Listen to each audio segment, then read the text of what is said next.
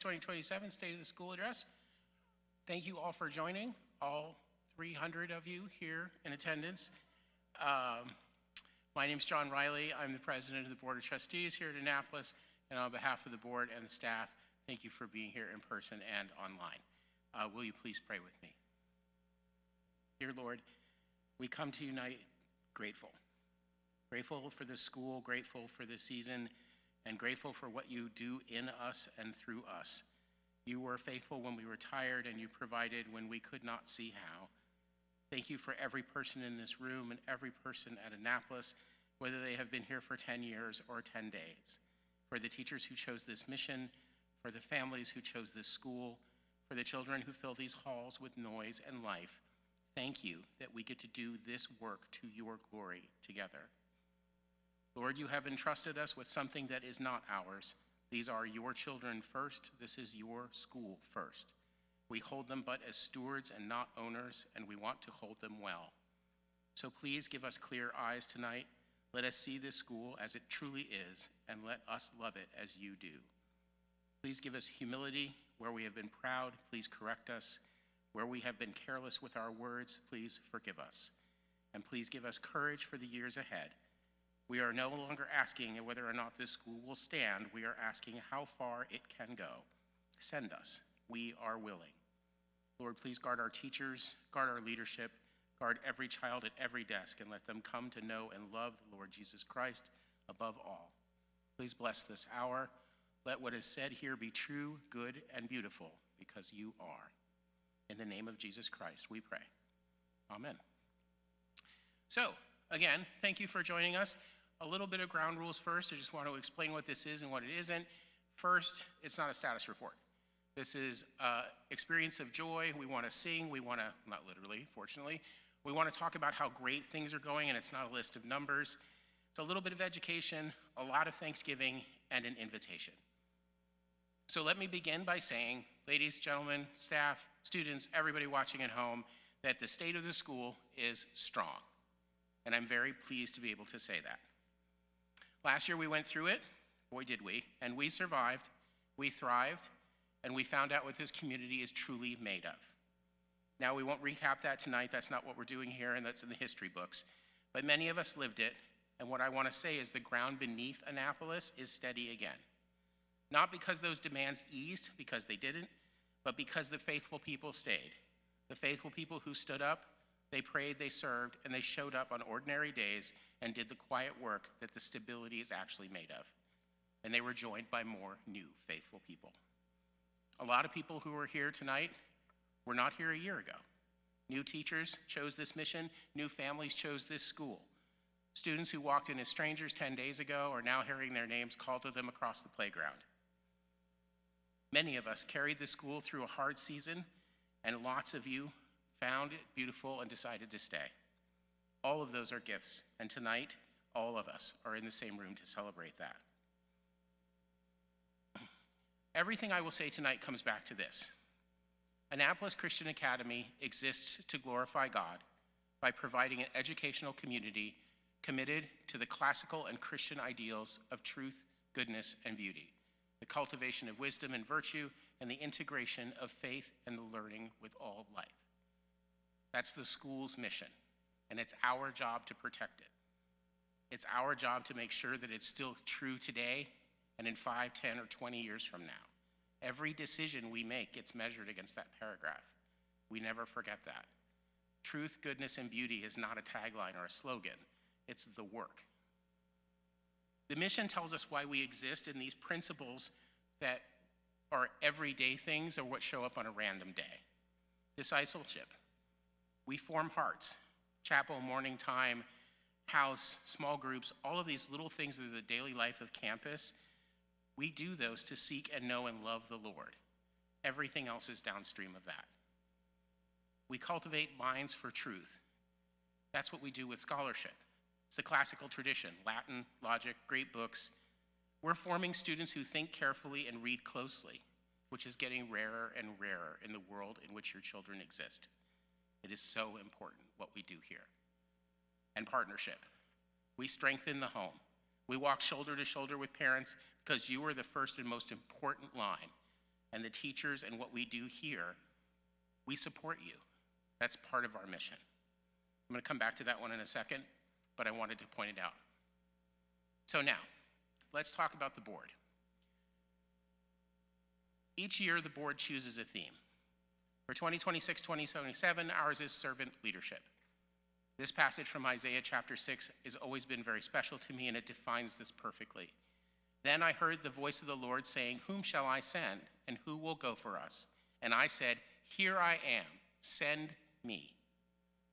Now, Isaiah doesn't volunteer because he's qualified. He volunteers a few lines after he's saying that he's a man of unclean lips and not worthy. But he says yes anyway. And, if we're being honest, that's closer to the truth than really any of us want to admit. We feel that we do the best we can, and none of us, according to our resumes, is qualified to do this work, but we all feel called to do it. And servant leadership means standing up when you are called and serving others. I have 4 very good friends who join me on the board: Tony Leifer, our vice president; Amy West, our treasurer; Danielle Tucker, our secretary; and Natalie O'Rourke, our chair of the development committee. We are 5 volunteers. None of us is paid, and every one of us has a very busy full-time life, both outside and within the walls here with our children. We do that and do what we do for the love of the Lord and the love of this place. Now, the way the board works at Annapolis is you do not elect us. We are a self-perpetuating board, and we are appointed by one another and those who came before us. That's in the bylaws of the school. That's not an accident or an oversight or a loophole. It's a deliberate choice to follow the elder model of a church rather than the model of a representative democracy. Elders are called and confirmed by other elders. They're held to a standard of character and doctrine rather than popularity. A school built on Scripture should be governed the way a church is governed, not the way a city council is governed. Certainly not our city council. But that's where their structure gives us an obligation, in my opinion, because since you can't vote us out, we owe you more visibility, not less. Accountability that doesn't run through a ballot has to run through openness instead, and we're going to honor that. That's why now, after every board meeting, you'll receive an email from me telling you what we discussed and what we decided. We started that last month, and it got really good response. And we do this not because anything requires it, quite the opposite, but because you should never have to wonder what is going on at your children's school. Because every member of the board is a parent at this school. Every one of us has children here. We're not like a distant council that makes decisions. As a result, all of us make decisions for your children and our children. We work for you as parents, and we want to talk to you. Now, I'm not talking about day-to-day issues. I'll get more about that in a minute, but I'm talking about long-term vision. That's our mandate. You'll see us around at festivals and sports events and meet the teacher and on the playground, and I encourage you to come talk to us because this school is a community, and that playground that I affectionately refer to as the front porch is a great place for a conversation, because who doesn't like having a conversation on a front porch? So that covers who we are and how we got here. So what does the board actually do? For most of Annapolis' history, to be completely honest once again, the answer was that nobody outside of the board could really tell you. Last year changed a lot of that with Mr. Lockyer's departure. The board and its committees suddenly had to step to the forefront. We were more visible than any of us ever planned to be, and we did the work to be done, and now we have retreated back to our duties as parents and board members. But for lots of people, what the board does is still a little bit of a black box, so I'm going to open that black box. The whole thing in one sentence is, we govern, we don't manage. Governing means we have 5 responsibilities. We guard the mission. When a decision comes before us, the first question is not whether it's popular or convenient or good for us, it's whether it's faithful to who we said we would be as a school. We set the long-term vision. We think in years, not weeks. Where does ACA need to be in 3 years, 5 years, 20 years? Others in this building don't have the luxury to do that because they're worrying about the day-to-day, and they should be. We have the luxury and the mandate to do that. We write policies. Policies are the governing documents of the school and allow us to be able to interpret the bylaws, which were written 30 years ago, into the modern era. We are what drives the school forward in terms of, what are we going to do about AI? I swear I won't talk much about it. I promise, I promise. But that is a topic of the day. We steward the finances, we approve the budget, we monitor it, and we answer for it. Every dollar that you give us, we want to be accountable for. And lastly, we hire, support, and if necessary, replace but one person. The Board of Trustees has one employee, the head of school. We're not in charge of the teachers, not in charge of the deans, no one else. Every other employee at Annapolis reports to the head of school, not to the board. Individual board members have no authority over any staff member, and as board president, I have authority over one employee, and that's the head of school. All we do is we're a board, and when we're in session, we vote. We do this on purpose because, as we well know, no one can serve two masters. And if you had 5 individual board trustees, each with a pet project, this place would be ungovernable in a month. It would completely fall apart because the staff would have nothing to do but manage us and not teach our children. So, let me go back to partnership real quick, because that's important. Partnership's a word that schools use loosely. We use it very specifically. We have shared goals. We work backwards from our portrait of a graduate, and we have an alignment in core beliefs, which is our classical distinctiveness and the historic Christian faith. We do not negotiate the destination. We have healthy communication, like this. We have honest and timely and grace-filled communication. Teachers share progress, parents share concerns. These words are rooted in the gospel. That gives us life and gives us truth. Because practically what that means is, if you have a problem in your child's classroom, you just discuss it with the teacher. If it's not resolved, then you may go to the dean. If that isn't resolved, you go to the head of school. If you have a question about the direction of the school, about policies, about long-term goals, that's where you come to the board. Other than that, you talk to Mrs. Stacker. If you would like to talk about long-term vision, we would love to talk to you. We're frequently out on the playground. Please come and join us. That's how a healthy school works. Because we don't work in skipping the chain of command, because it undermines the very people we have mandated to lead. And lastly, parent engagement. This is more than just volunteering, although that's very important. It's engaging with your children when they learn at home. It's strengthening the community through presence, community, and through prayer. Now, we ask a lot of our teachers. So it's fair to say, plainly, what we hope for ourselves is we want everyone to walk with the Lord. What our children see in us is what they will carry. Not what we say about faith, what they watch when we do it. When we speak with grace. That one's hard. And, honestly, if we're being honest, we have to talk nicely about one another. Our kids hear everything. We don't think they do, but they do. And then they bust it out at the worst possible moment. Nobody wants that. But the important thing is not our personal comfort in that situation, it's who we're molding these children to be. Please pray for the school. Pray for the teachers and our students. If we're looking at this and we're being honest, none of us do all 6 of these well. I know I don't. I try to be better all the time. But this is a goal. It's a portrait. It's not a performance review. And this is what we're all aiming at the end, is the portrait of the graduate. This is a standard. It's not a college acceptance test. It's to know and love the Lord. It's to know Christ truly and tell real religion from religion in name only. And religion in name only doesn't necessarily mean, oh yeah, I go to church on Sunday, I'm fine. It means secular religion. It means worshiping the world and not worshiping our Lord. Because we have to stand firm on the truth and recognize that cultural influences are distinct from biblical truth. And our children have to remain unswayed, and we have to give them the tools to do that. That's a harder assignment today than it was for me when I graduated high school in 1988, and it will be even harder in 2037. 37. Ugh. So, we live in humble gratitude.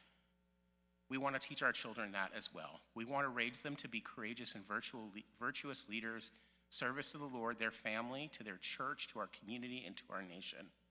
And every single decision that the staff and the board makes are to that end, because we want every single young man and woman in our halls to be that, to be the person described there. We work together to do this, and we work together by sitting on the same side of the table. I call that shoulder to shoulder, not face to face, because face to face is business. It's negotiation. It's two parties trying to get to the best deal. Hopefully it's a win-win, but sometimes it's not. But ultimately what we want to be is we're on the same side of the table against the problem. We have a covenant. We have a covenant with one another just as if God has a covenant with us. And we need to model this just as much as we teach it, because what our children see in us at the dinner table, in the pews, in the carpool line, at Staples in Saratoga when that guy will not turn left when he should, these are the kinds of things that we need to be paying attention that our children see from us.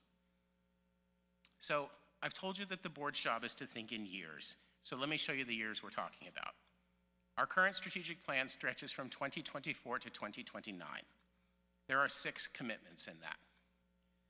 This is the standard that we hold ourselves to as the board, and the standard that you should hold us to. We're trying to stay anchored into why this school exists. What is its purpose for being? We want to be accountable. We want to have sound finances. We want to have faithful enrollment. Not necessarily great enrollment, not super enrollment, not 500 kids enrollment, but true enrollment. And that's an important piece. I would love to have 500 students in this school. That would make me very happy. I would far prefer to have 275 students who we can mold and create into what we need to make them. We need to have good governance and administration. That's everything that I talked about earlier. A board that supports, a leadership team that executes, 2 different jobs, 2 very different jobs. But the health of the school depends on getting that balance right. Making sure that student virtue is forefront, forming the soul of each child and the spirit of the entire community. Deepening our standard of excellence, ensuring that we are teaching what we have on the building, classical Christian learning, because our children deserve rigor, not just love. And instructional and faculty resources so our staff have the tools they need to be able to do the job that we are giving them to do. If we get this one wrong, then the rest of it doesn't matter. So last, I'm going to pass this to Mrs. Stapper because you've all been very patient with my ramblings. But the point is that the vision is the easy part. The vision is a piece of paper. Execution is 1,000 decisions, and execution is what turns the plan into an education. Erin sets the daily rhythm of this campus. She leads and develops the faculty. She handles the discipline and student life, the curriculum, the practice, the calendar, the operations, and 100 other things that I don't know about that all have to go 100% right, or 8 a.m. is a disaster. When Erin stepped into this role in May, in addition to everything else she's done, I don't want to steal her thunder, she hired 13 new people. Now, I know there's a lot of business leaders at this school, and you know what it's like to hire one person. Imagine hiring 13 of them in 7 weeks. That's amazing. The board's job is to give Erin a clear vision and the resources to pursue it, an honest evaluation of how it's going, and then get out of her way. So, allow me to do just that. And may I introduce Interim Head of School, Mrs. Erin Stapper.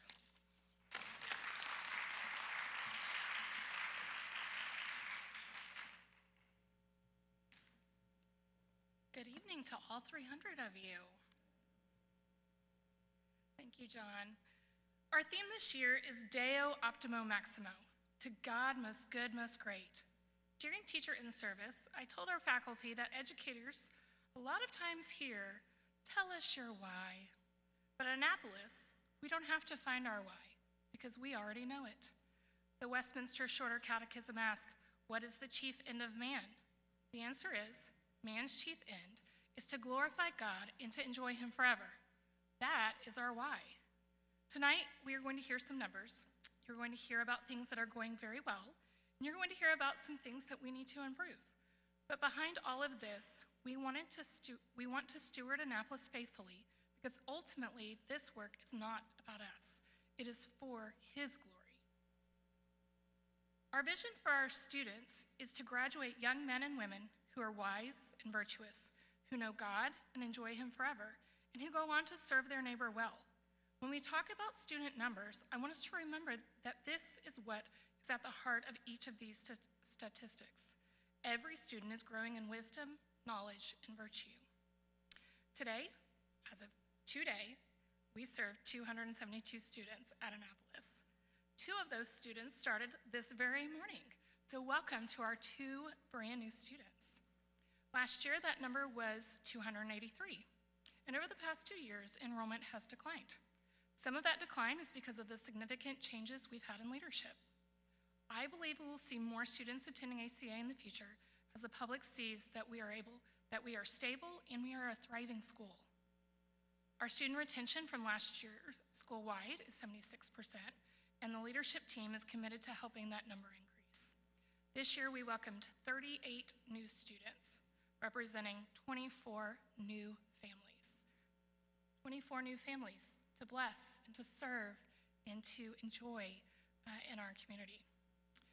Enrollment matters financially, of course, but I never want us to talk about enrollment as though these are just numbers. Every student is more than a number, and every family has entrusted something incredibly important to us, the education and formation of their child. That is a responsibility we take very seriously. One of my favorite things about Annapolis when I first came on staff is that we are a non-denominational school. When we talk about the Big C Church, this is such a great image of that. Our families represent 78 churches throughout our community. I honestly love this number. This makes me so excited. We're not a church, and we're not trying to replace the local church. Instead, families from dozens of different congregations come together here around a shared educational mission, different churches, different backgrounds, one school, one mission, and ultimately one purpose, to glorify God and enjoy Him forever. Of course, we cannot talk about our students without talking about the people who serve them every day. Our staff has come into the school year with such a joyful spirit. Many of you parents have noted this to me, and it brings me such pride. I'm proud of our teachers who have said yes to this calling. I'm proud of the staff who support all the things to make the school run. And I'm proud of the leadership team and the board saying yes to coming along with me on this grand adventure. This year, we have 59 faculty and staff, including 34 classroom teachers. I want to take a moment to welcome all of our new staff who have also said yes to this calling. They have fully jumped in to learning the ACA way. If you've not had a chance yet to encourage one of our new staff members, please do. That would be really meaningful to them. I mean, I don't know if you know this, but what we do at our school is kind of a lot. There's a lot of things to learn and a lot of things to do, and they are doing it with joy and grace. And we're so grateful for them saying yes. Teacher retention is one of the most important challenges ACA is currently facing. Of the 34 teachers who served last year, 18 returned in teaching positions this year, and 3 teachers remained at ACA but moved into other roles. One of those is me. That means ACA retained 21 of those 34 employees within the school. Even with those internal transitions considered, our retention rate is lower than it should be and represents a significant area for improvement. Our goal is not simply to improve a percentage. Our goal is to build a stable, excellent, and deeply committed faculty, teachers who understand our mission, are equipped to teach classically, feel supported in their work, and want to remain at Annapolis for many, many years. We want the right people, and we want the right people to stay. Interestingly, when ACCS visited us last spring, they saw many of the same things. We are responding intentionally, and Mrs. Brush will share more in a little bit about these efforts and how we are investing in faculty growth and long-term retention. This also might be one of my other favorite numbers. We have more than 340 years of experience in educational instruction on our campus. 340 years, that is a lot of teaching. That is a lot of classroom time. We have a well-seasoned staff as well as many brand new teachers. We have 145 years of experience working in classical education. We have 35 bachelor's degrees and 11 master's degrees. We are a well-educated staff. One of the tenets of classical education is that we are lifelong learners. Our staff is committed to this. We are all lifelong learners. In March, we welcomed the Association of Classical Christian Schools for our accreditation renewal visit. One of the values of accreditation is that it gives us an outside perspective. We invite experienced classical Christian educators onto our campus and allow them to look carefully at who we say we are and what is actually happening. Their report gave us both affirmation and direction. I think we can summarize what we heard in 3 phrases. First, mission visible. ACCS saw a strong commitment to Christian faith and formation. They saw joyful students. They saw teachers having a meaningful impact on students' faith and virtue. They commended our grammar classrooms, our chapel, Benedictio, music, liturgy. They were encouraged by the beauty of our campus. They loved the Imago Dei classroom, and they could see the love of learning all across our campus. That is worth celebrating. The things we say matter to us are visible here. Second, investing in our people. ACCS also challenged us in faculty retention, teacher workload, onboarding, practical training, observation, and coaching. Their recommendations reinforce something we already knew. If we want excellent classrooms, we must invest deeply in excellent teachers. And third, strengthening our foundations. ACCS identified strategic planning, financial planning and reserves, enrollment stability, governance and board development, parent education, and continued development of classical instructional practice as areas for growth. I don't hear those recommendations as a reason to change who Annapolis is. I hear them as a call to strengthen the structures underneath what is already good. And that is exactly what we are working to do. I also have a little surprise. Mr. Riley doesn't even know about this. Today, we received in the mail our certificate of accreditation. Yes, we did it.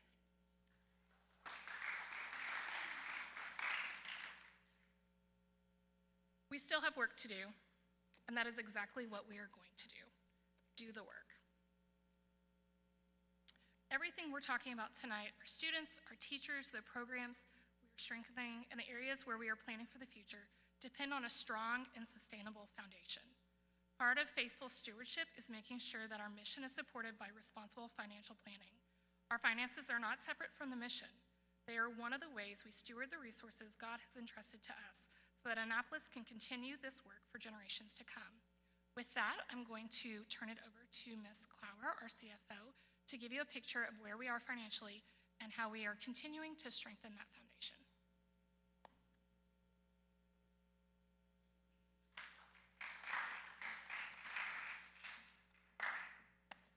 I would be amiss if I didn't also say good evening to all 300 of you. So good evening, everyone.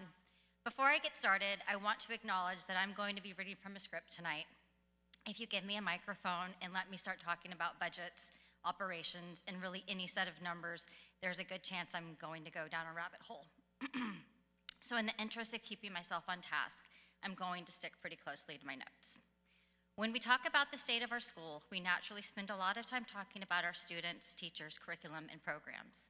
I, however, get to look at ACA from a different perspective, and most of what I do happens behind the scenes. Budgets, payroll, insurance, repairs and maintenance, and all the things that have to work in the background so that our teachers and students can do what they're here to do. Just to give you an idea of the scale of this operation, this year we're serving 272 students with 59 employees. We're operating out of 7 buildings totaling 61,000 square feet, and we're spread across 14 acres. And all of that operates on an annual budget of about $3.8 million. Overall, I would describe ACA's financial position as stable, but at the same time, we have to be very thoughtful about how we use the resources we have. There isn't a lot of extra room in our budget, so the decisions we make about how we spend our money really does matter.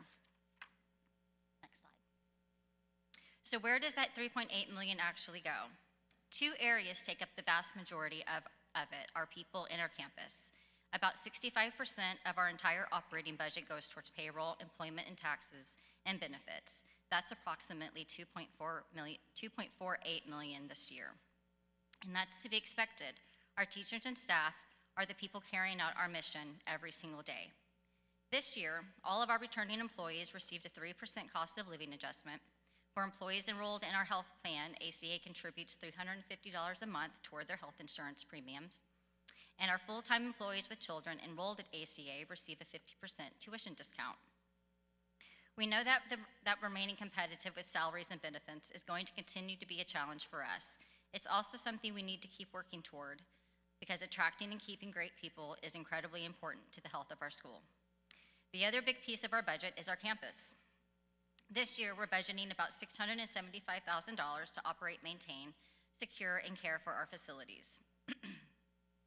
So between our people and our campus, we've already accounted for more than 83% of our entire operating budget. That leaves about 17% for everything else: curriculum, athletics, fine arts, technology, insurance, professional development, administrative systems, and all the other things it takes to run a school.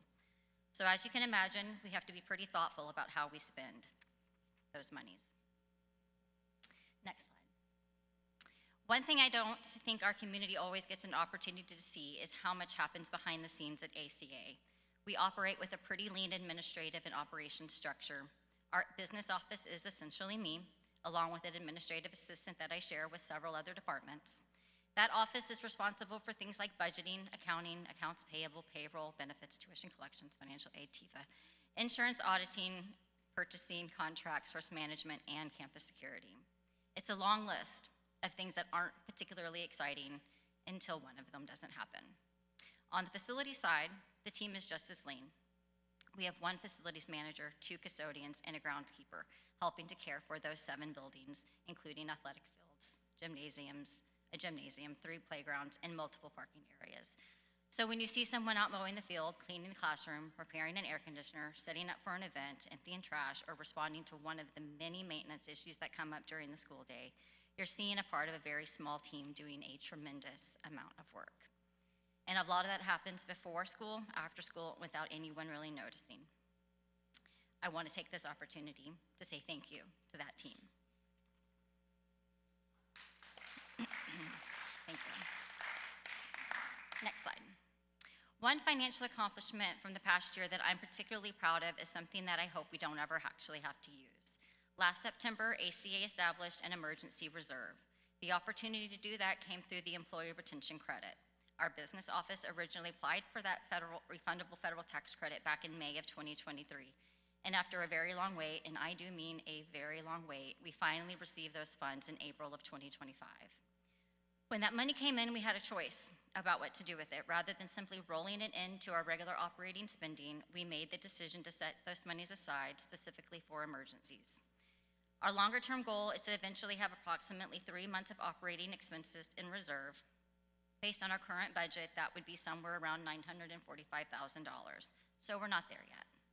But we have $250,000 more today than we did a year ago, and that is something really important. To me, that's what good financial stewardship looks like. It's not just about making sure we can pay today's bills. It's also thinking about what happens when the air conditioner goes out, when an unexpected facility issue arises, when there's an interruption in revenue, or something happens that we simply couldn't have planned for. We want ACA to be in a position where an unexpected expense doesn't immediately become a crisis. Next slide.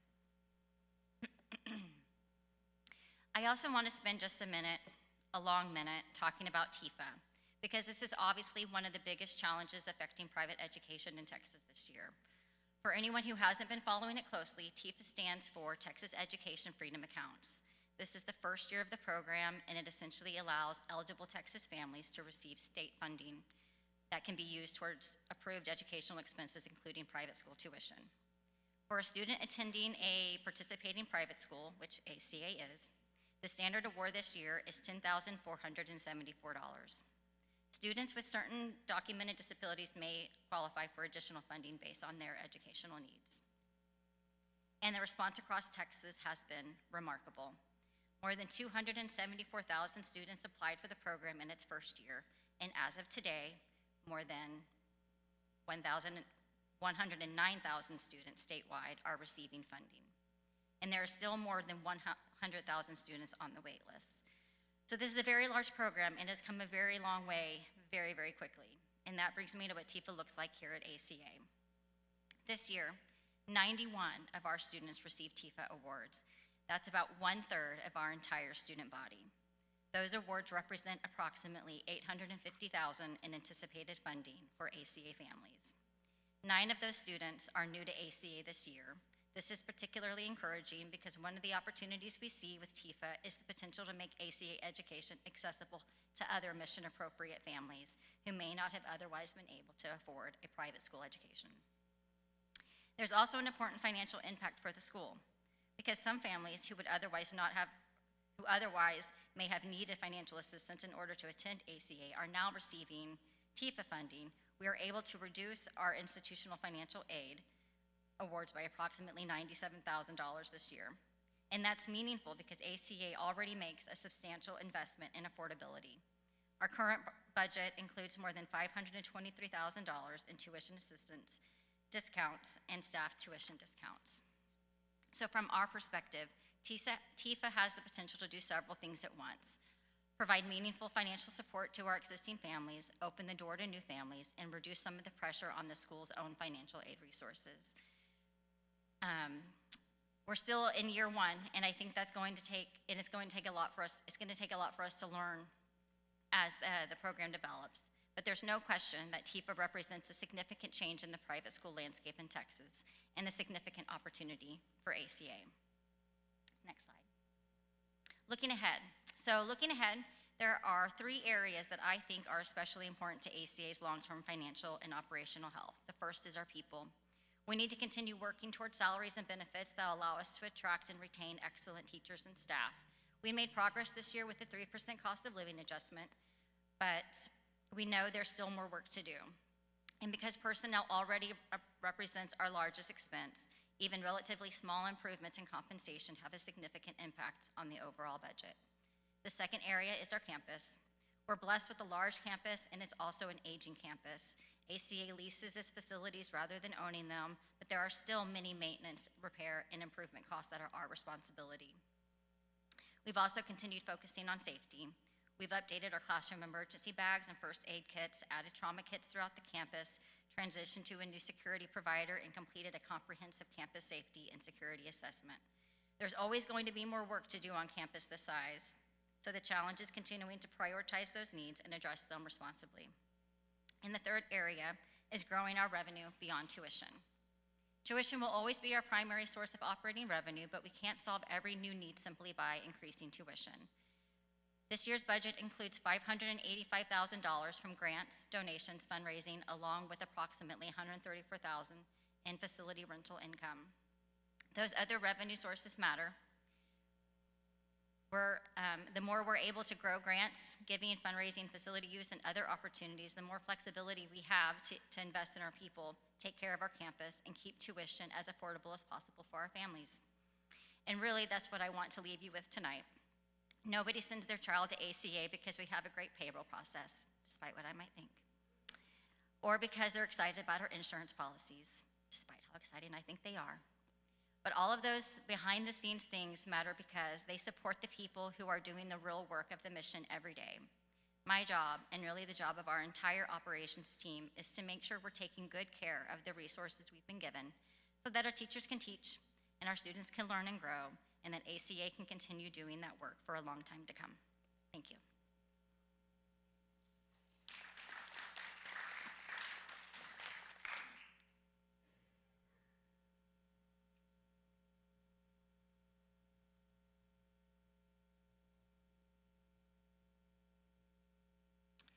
Thank you, Kate.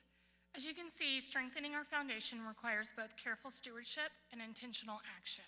The financial decisions we make are ultimately about supporting the work happening every day in our classrooms. Earlier tonight, I briefly shared some of the recommendations that came out of our ACCS accreditation review. We don't want those recommendations simply to live in a report. We want them to shape how we grow and improve. Several of those areas directly impact our teachers and classrooms, and we have already begun putting practical steps in place this year. To share more about that work, I'd like to invite our grammar dean, Mrs. Brush, to tell you what that looks like in the grammar school.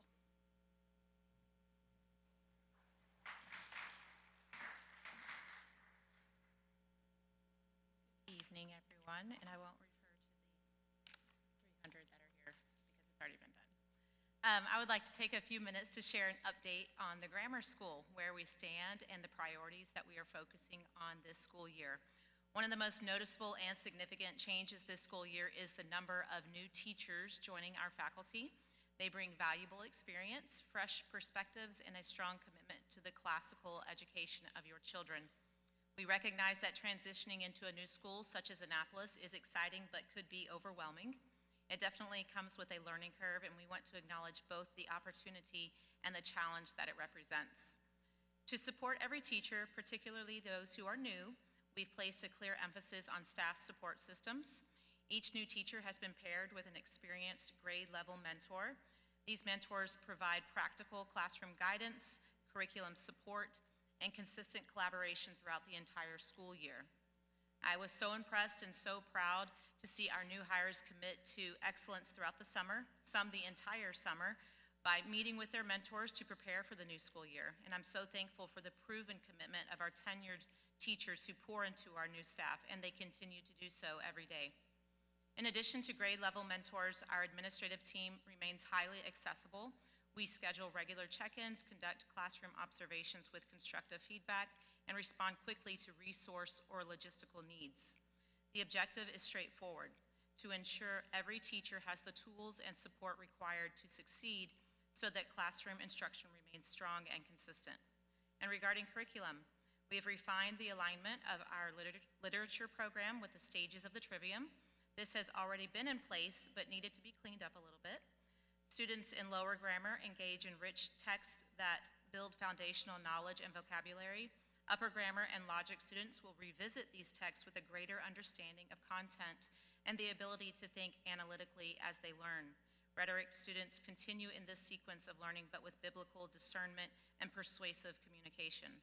This sequence ensures literature instruction builds coherently across grade levels. We've also aligned the Latin curriculum from 3rd through 8th grades so skills can develop systematically. Students progress from core vocabulary and grammar into more advanced forms and translation work.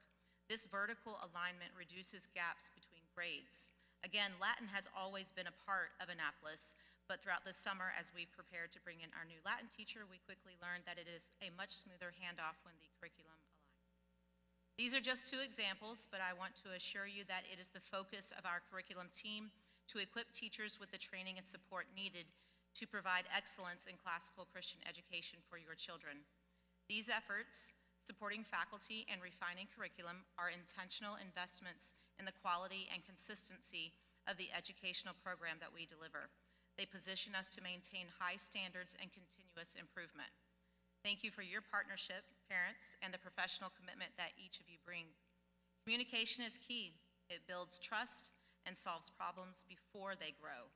My door is always open, and I look forward to a productive and successful year ahead. Thank you.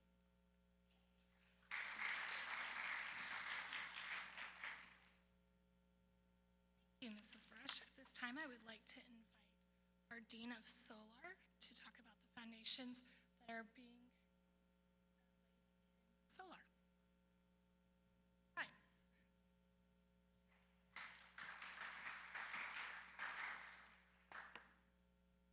Good evening, everyone. All 300 of us. I have to continue the trend. As we look at the needs of our solar students, we've asked a simple question. What skills do our students need to thrive at Annapolis and to be ready for what comes next? This year, we've added several courses to help us answer that question. First, in 7th grade, we've added keyboarding and academic organization. Keyboarding gives students a practical skill that they use throughout school, college, and their professional lives. And academic organization, helps students learn how to manage their time, materials, their assignments, and their responsibilities. We want our students to do more than simply complete their work. We want them to develop good habits and become more independent and responsible learners. For our 8th grade students, we've added Classical Foundation. This course helps students understand the education they are receiving. They learn why we teach the way we do, how the classical model works, and what it means to pursue truth, goodness, and beauty as a Christian student. For our 9th grade students, Art 1 is now a part of their regular schedule. This gives every freshman the opportunity to receive art instruction, and at the same time, they earn their credit toward their fine arts graduation requirement. And finally, we've added a production class to our elective options. Students are learning to communicate through sound, lighting, video, broadcasting, and other forms of production. This gives them a practical way to learn what they are learning in rhetoric, which is to communicate truth clearly, skillfully, and persuasively. Now, these courses may look different, but they all share the same purpose. We are helping farm students who are increasingly capable, responsible, articulate, and prepared. Students who are prepared to use the gifts God has given them and to use God's gift well. These courses are another way we are strengthening what we do today while we intentionally prepare our students for tomorrow. Thank you.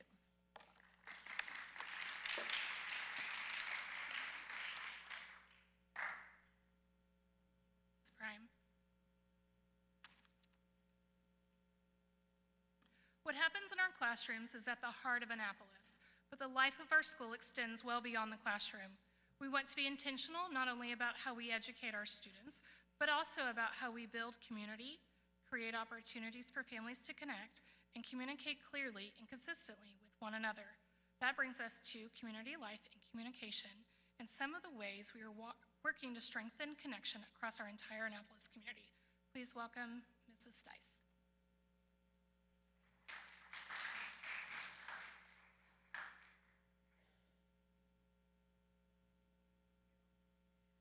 I do want to say one of my favorite things about Annapolis is our community. And I think you guys will all agree with me. We have a special community. And just like Mr. Riley said, you can go out on that playground and have a great conversation with other parents. All the students know each other. There's just something special about our Warrior community. And so I do encourage you all to be engaged in our community. There's plenty of opportunities for that. A few things we have is our Coffee with the Head. That's going to be the second Monday of every month in our theater right after drop-off. So we encourage you to come to that. Our next one is going to be September 14th. We have our Warriors Men Lunch, and you can join Mr. John Riley. That's going to be at Howard's Barbecue, which is amazing, at noon. And that's going to be the first Tuesday of every month. The next one is coming up on September 1st. So whether you're a dad, a grandpa, even an alumni, come and join us. Also, there's tons of opportunity for prayer. Everybody's always willing to pray together. We do have a special coffee and prayer time every month at the Johnson's home. We also do things such as see you at the pole, National Day of Prayer. We also have staff that gather together. You don't see it, but our staff gather together and pray for our students. We have our Warrior Outdoors program that is led by Mr. Charles Prothrow. Coming up is going to be a dove hunt on September 5th. That is going to be for students in 7th grade through 12th grade. Our PALS program, PALS does stand for, if you don't know this, Parents of Annapolis Lending Support. And our mom, Katie Klein, is our PALS president. So if you need any more information about that, you can reach out to her. We have Wit and Wisdom.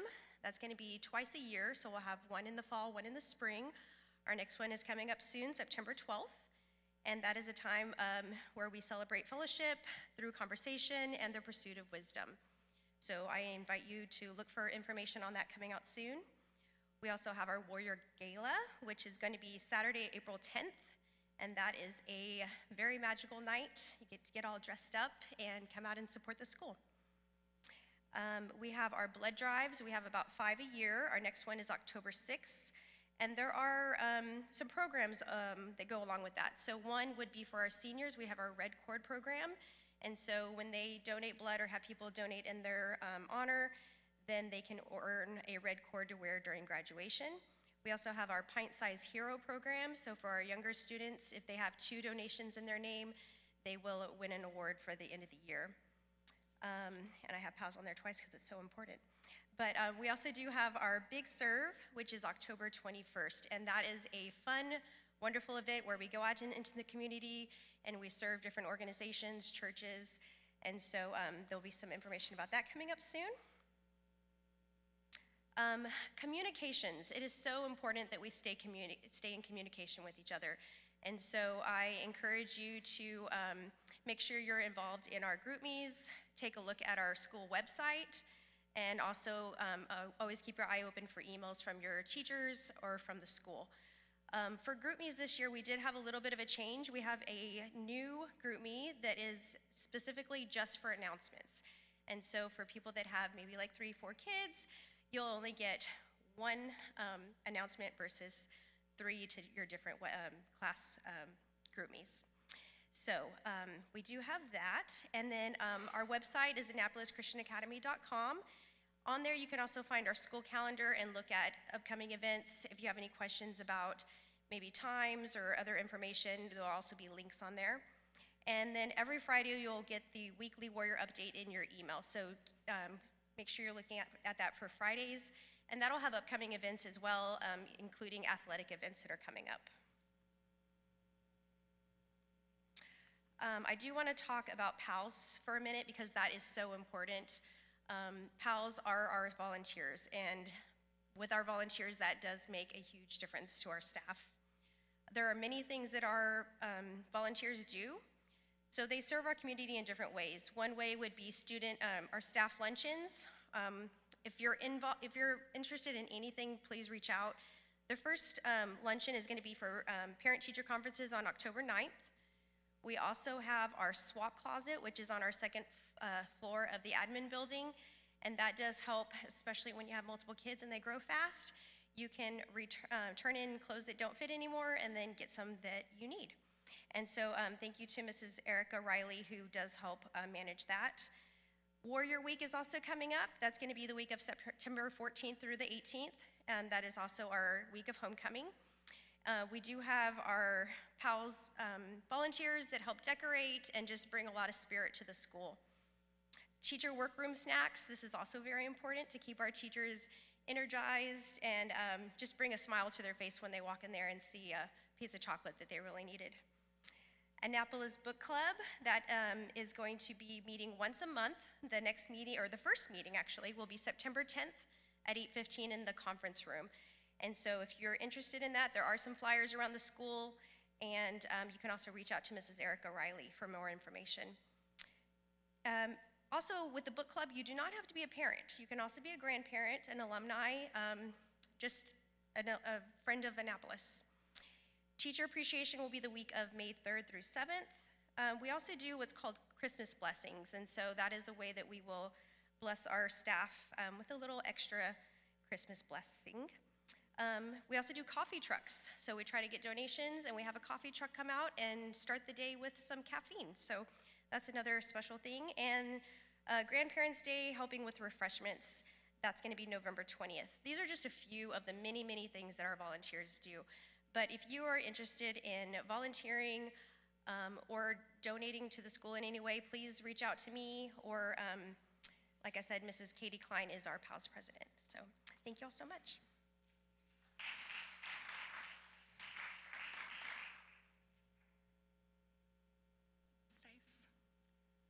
Community life is about more than events on a calendar. It is about creating opportunities for our students and families to experience the life of Annapolis together.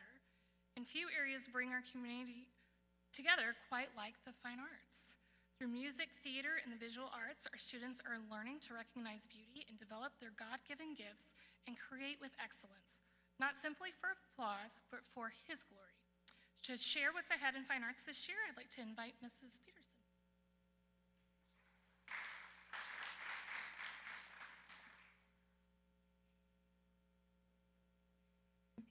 evening.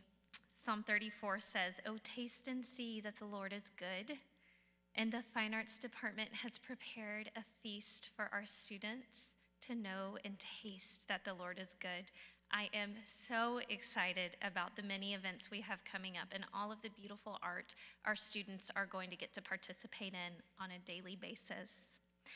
I'm thrilled to start our year out as a strong team. We have Miss Seacats coming back. She led our grammar choirs last year, and we're excited to have her come up and teach our solar choirs this year. We are welcoming back Jan George over our art program and are thrilled to have her back. We've brought on Anissa Lesh. She is going to be teaching our grammar choirs as well as assisting in theater and band. She is our new Swiss Army knife in the Fine Arts Department. And we're so excited to have Sine Garcia come in and teach pre-K music. Those students are getting music 4 days a week with her in as our music aide. We also have Amy Stewart coming on. She is currently leading our one-act play, and we'll be sending them off to TAPS Regional here in just a few short months. She'll also join me in assisting in the spring theater play. And I'm also adding Coach Wickwar, Coach Hayden, onto ours. His production class is going to be a huge support to the Fine Arts Department. We're excited to work with him and to have his students come in to be our production support. So we're excited to have that team together. The ensembles that we have here at our school are unique. I think that we have a lot of opportunities for such a, well, I say small, but when you compare us to a large public school system, it's easy to think that our kids would not get to experience the amount that a school with 2,000 children would have, but we get to see so much and do so much. We have pre-K and grammar choirs. Our logic students are in choir and band. We have a rhetoric elective band, elective choir, an art elective, ceramics elective. We have weekly chapel band. Our young grammar students are learning to accompany and joining in with our morning time piano playing. We have one-act play, spring musical with a huge cast and crew. And one of my new favorite ensembles, the ACA Drumline, just made its debut, and we are having so much fun. I love to look at how many opportunities our students have. I know not every student will resonate with every opportunity, but they have a chance to step into it in one way or another. That diverse opportunity is very exciting. In addition to all of these in-school offerings, we have a few after-school offerings starting to be, I think you'll hear about it very soon. Dance classes will be offered for an after-school activity, as well as some guitar lessons and piano lessons coming our way that I'm excited for our students to have access to. Before I close us today, I do want to make note of a few really special performances that we will have this year, so make sure all of the community comes to join us. We have The Curious Savage. Our one-act play will be on campus Thursday, October 29th. I do anticipate that one selling out because it is in our smaller theater, so when tickets go on sale, be ready to snap them up. We will also be excited to have the theater program presenting Charlie and the Chocolate Factory in April. Auditions will be immediately following our one-act play season. One of the performances I am most excited about is our Christmas Evening of the Arts. We are bringing our community back together for one Evening of the Arts. I promise it will not go on all night long. I will keep a time limit to it. We are going to have a beautiful presentation with selections from Handel's Messiah. This is not easy stuff. This is significant music, and it is what I have told the students, one of the first rock fist moments of worship music in history, so I'm excited for our group to experience that. Please make please make a try to join us for our combined chapels. In our first semester, we have Pastor's Appreciation Chapel coming up in October, a Veterans Day Chapel in November, and a beautiful Christmas chapel in December. We love to see full pews, all of our families to participate. We have our student musicians already preparing to lead those, so please join us. once again, I say I am so excited. We are starting the school year off with a full plan and a really big list of exciting things to participate in. So I look forward to seeing you at those events very soon.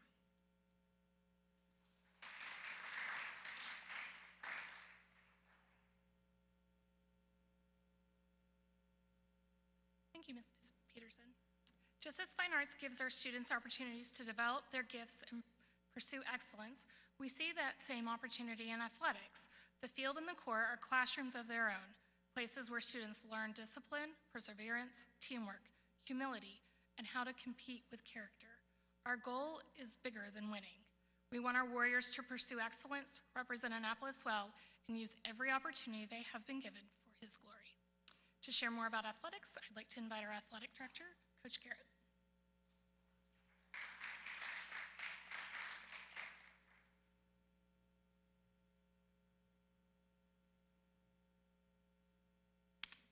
Good evening. How are we doing today?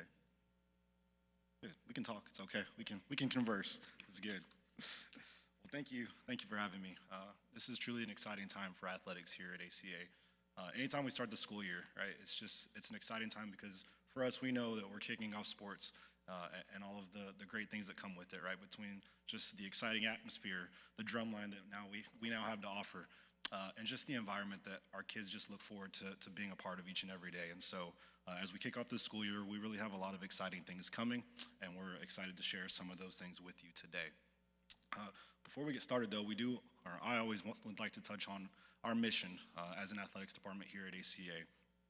Our goal, our focus is, number one, to always build a Christ-centered culture of excellence where students, athletes grow spiritually, academically, and competitively, right? Because we're different here at Annapolis Christian Academy, right? We get to put Christ first in everything that we do.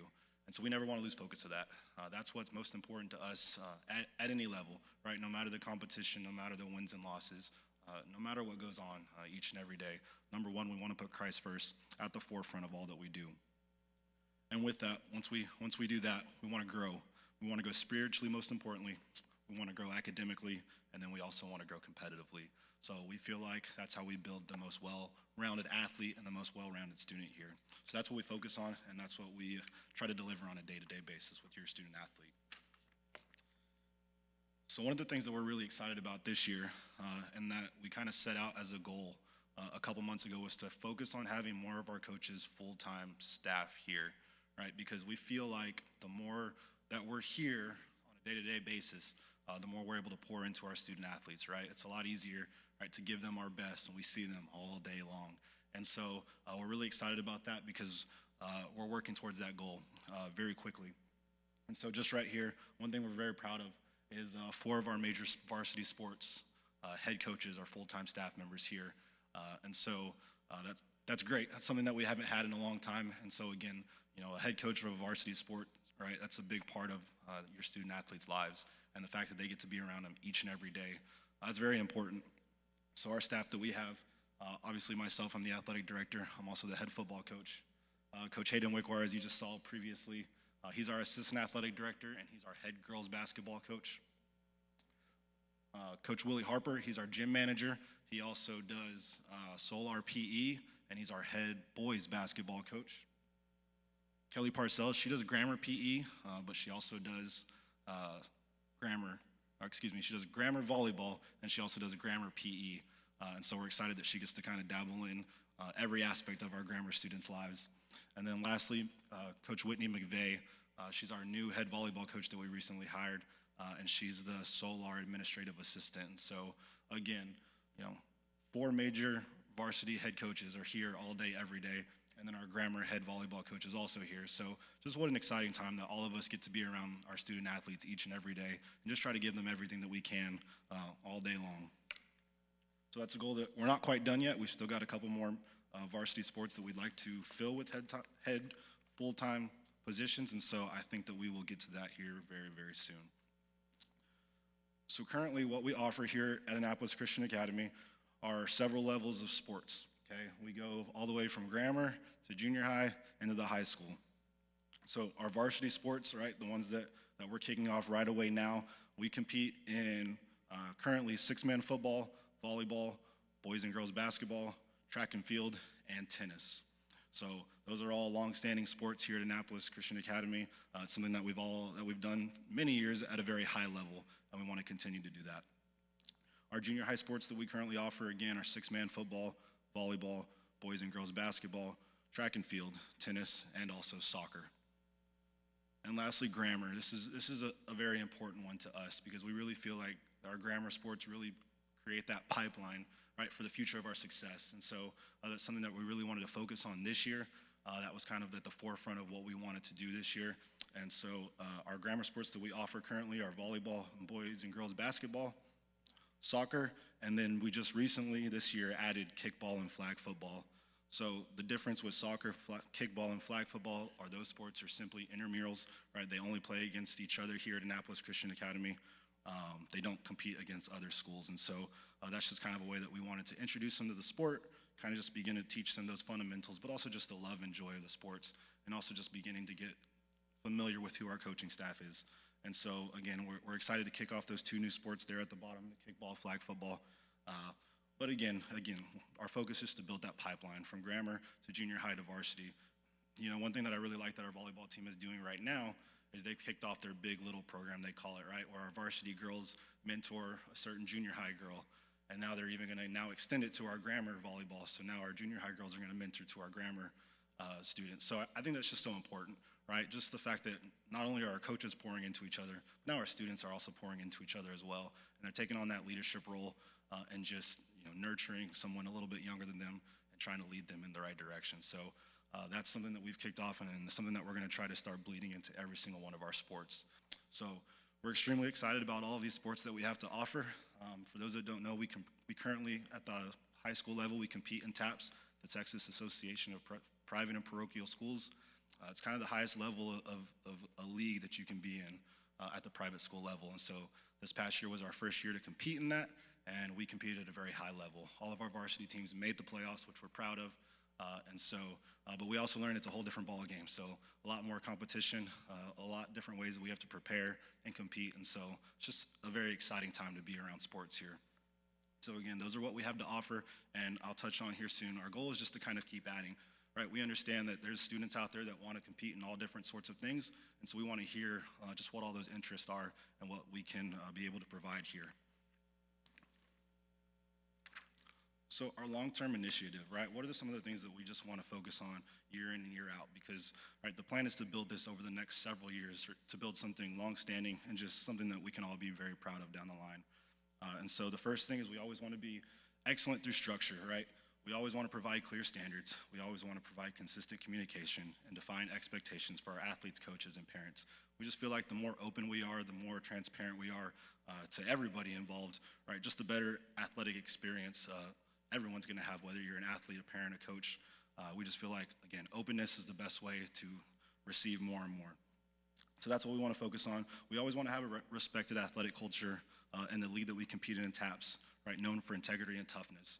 Our goal is to be the model school, right? We don't want to look to other schools and figure out, what do they do, what kind of students they have. We want to be that school. We want to be the school that teams look at and say, not only are they great at sports, but man, their kids are so respectful. Man, their kids sure are the first ones to volunteer to pray after each game, right? How do we get to be like Annapolis? That's what we're shooting towards.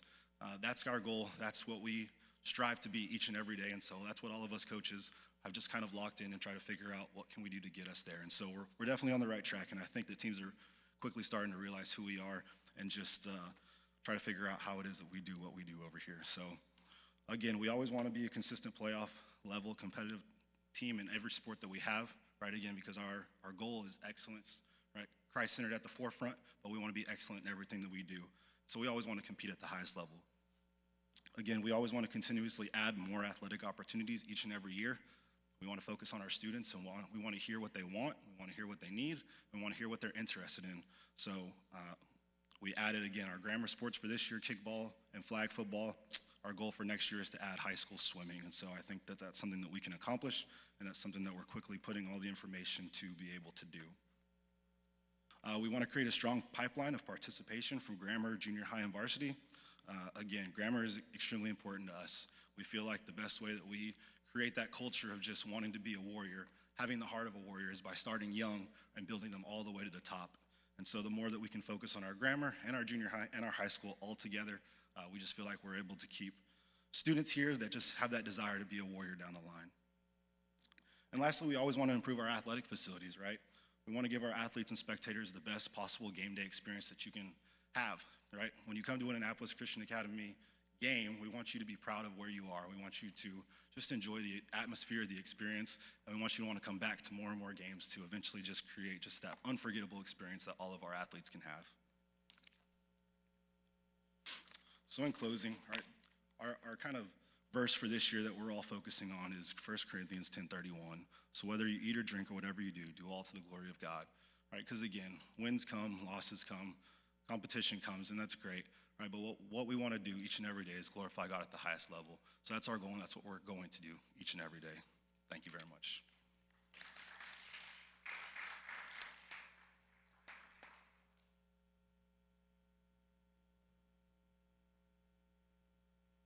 Before we close, I want to briefly mention the Warrior Fund, which has supported the work of ACA for many years. Tuition supports the essential day-to-day work of the school, including our teachers, wages, curriculum, campus operations, the programs our students depend upon. The Warrior Fund allows us to go above and beyond those daily operating needs and invest in additional classroom resources, faculty development, fine arts, athletics, student opportunities, and campus improvements.